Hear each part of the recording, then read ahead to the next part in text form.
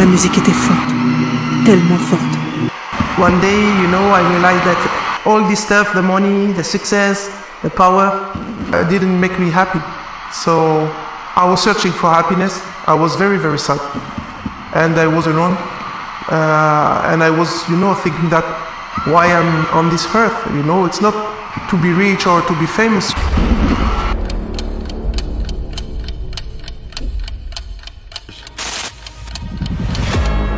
ميلاني جورجياديز أو ديامس مغنية راب عالمية وأحد أشهر وأكبر صناع الألبومات في فرنسا والعالم. I will never say, oh no, it's not me. No, it was me. في يوم من الأيام أحست بضيق شديد في نفسها وجنون لا ينتهي.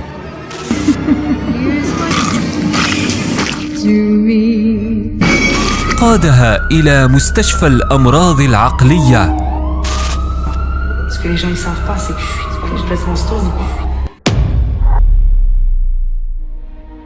وبعد شهرين خرجت من المستشفى لزيارة صديقتها المسلمة والتي وجدتها تصلي في خشوع تام وسكينة، فقامت ديامس بتجربة الأمر ساجدة معها، وقبل انصرافها وإكمال زيارتها أهدتها صديقتها القرآن الكريم مترجما للغة الفرنسية.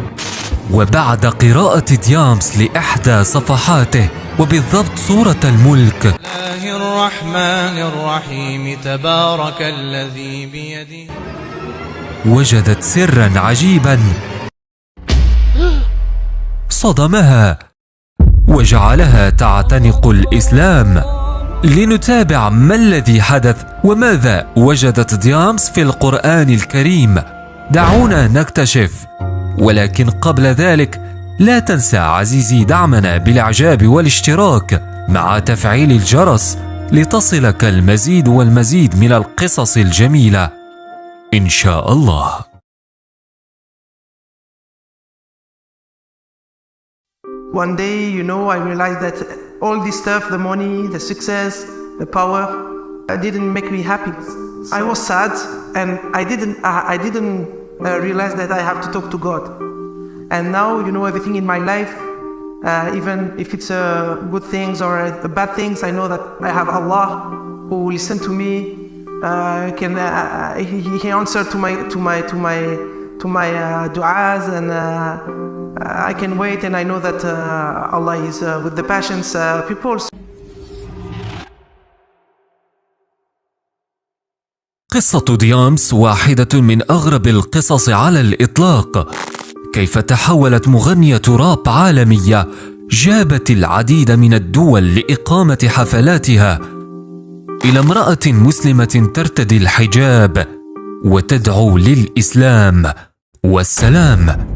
ولدت ديامس في 25 من يوليو 1980 من أم فرنسية وأب يوناني في المدينة اليونانية قبرص بنيقوسيا، قبل أن تغادرها وعمرها 4 سنوات للعيش مع أمها في إحدى ضواحي العاصمة باريس.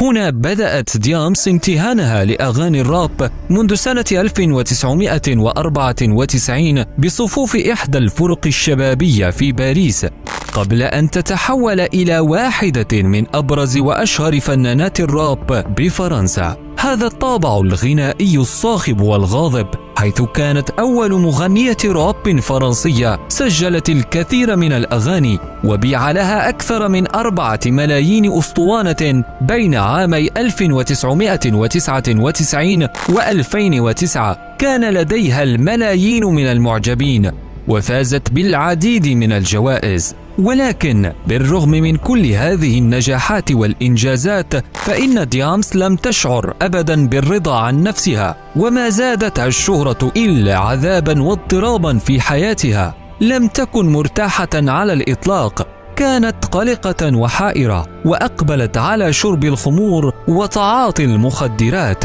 وظلت ديامس تبحث عن الهدوء النفسي والاستقرار بعدما عانت من الاكتئاب الحاد والجنون والانهيار العصبي الذي قادها إلى مستشفى الأمراض العقلية.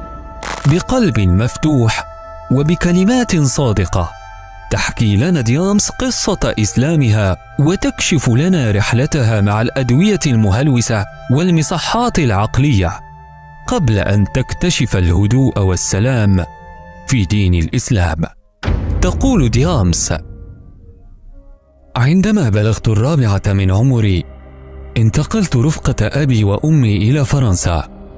كنا نعيش في حي فقير جدا، وفي سن المراهقة وأنا في 14 من عمري اتجهت إلى الموسيقى والغناء، وبالتحديد لفن الراب الذي هو بذاته فن قد لا يناسب الفتيات، فقد كنت فتاة مسترجلة، وكنت أحيانا أعتقد بأني لست فتاة. لقد اخترت الراب. في عام 1999 أصدرت أول ألبوم لي، بيع منه آنذاك أكثر من 1,000,000 نسخة في فرنسا والدول التي تتكلم اللغة الفرنسية. أما في عام 2003 أخرجت ألبومي الثاني. حينها بدأ أغلب الناس يعرفونني وبدأت أشتهر في كل العالم. ولكن في عام 2006 أصدرت ألبوما دعا صيته وخلق ضجة كبيرة حول العالم. صرت ينافس به أكبر كبار مغني الراب في العالم، وصرت أكثر ثراء وشهرة.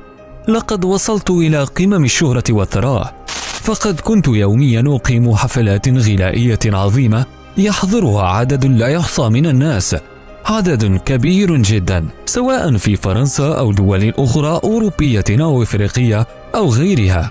كانت لدي طائرة خاصة أتنقل بها أينما أشاء. تقول ديامس: عندما يكون لديك الكثير من المال والشهرة يحاول الكثير من الناس التقرب إليك.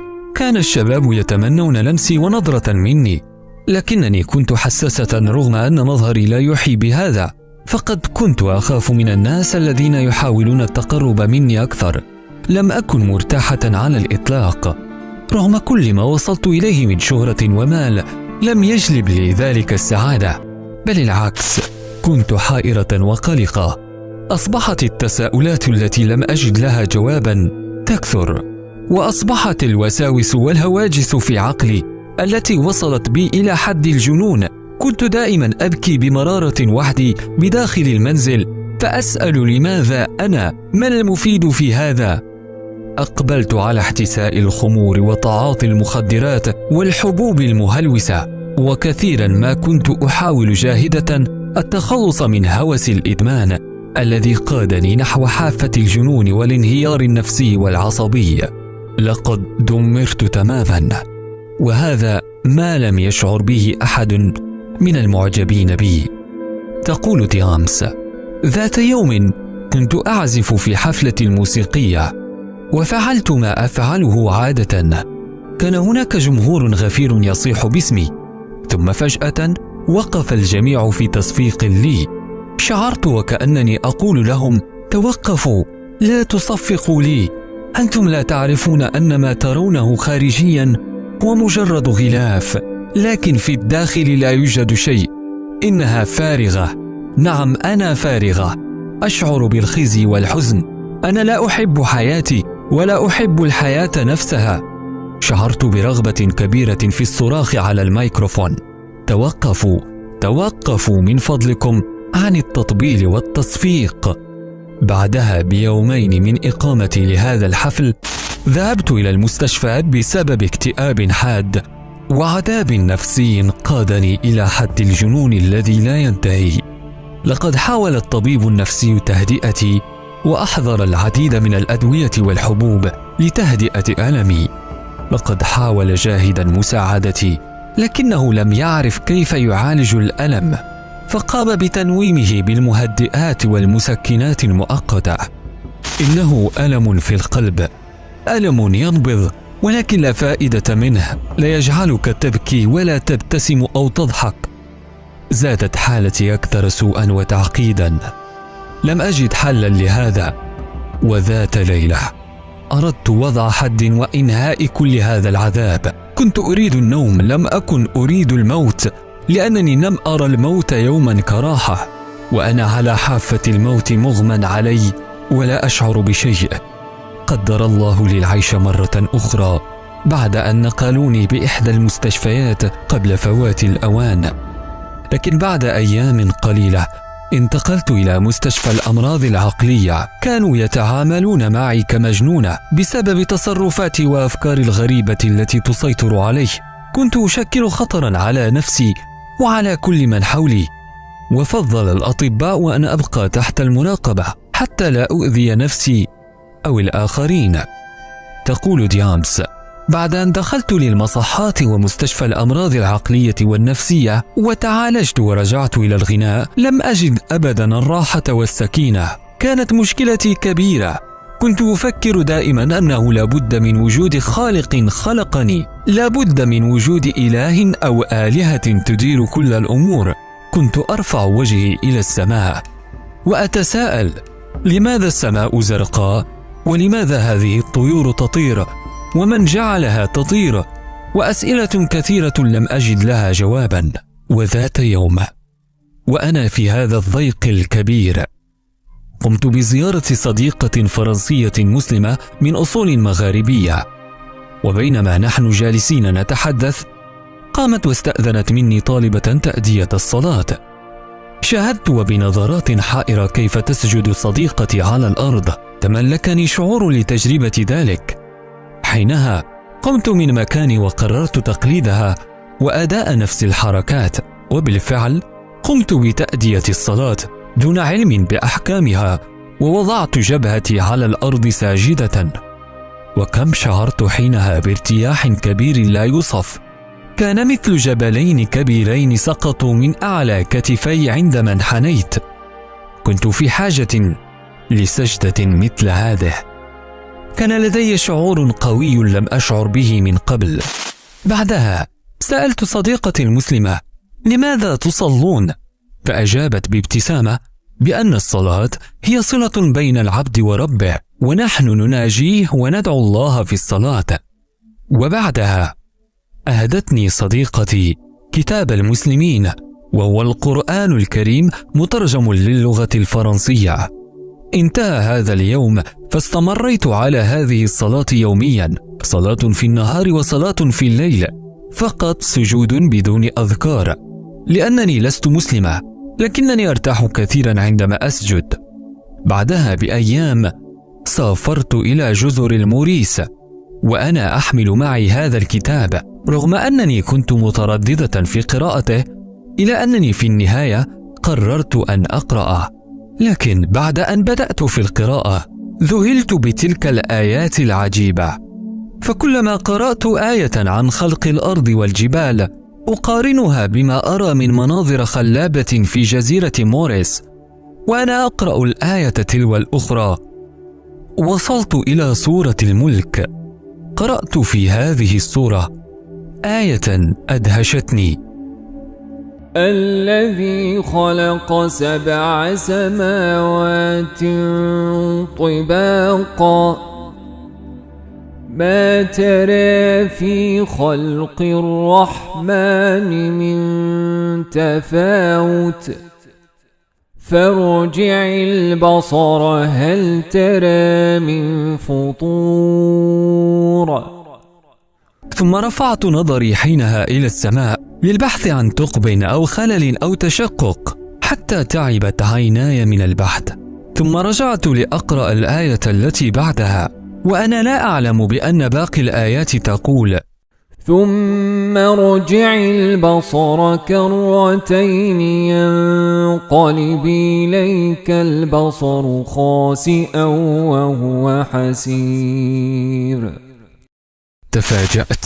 تفاجأت وانصدمت، وشعرت بأن هذا الكلام لا يمكن أن يكون لبشر.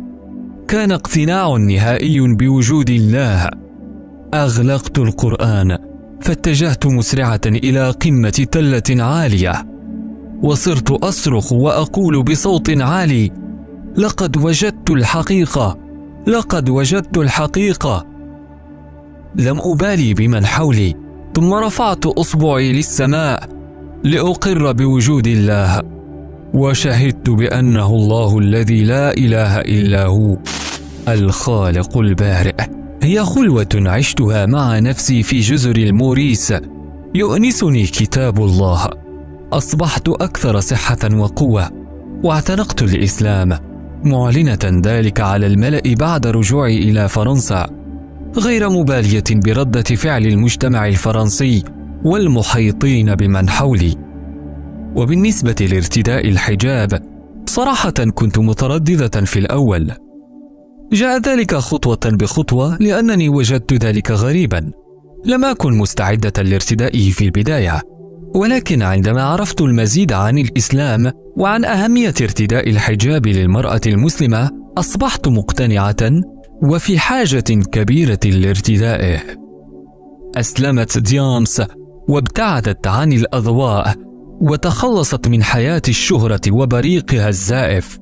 ارتدت الحجاب، وأصبحت من أشد المدافعين عن المسلمين وعن كل امرأة مسلمة ترتدي الحجاب. هو الله يهدي من يشاء. شكرا على المتابعة، ودمتم بحفظ الله ورعايته.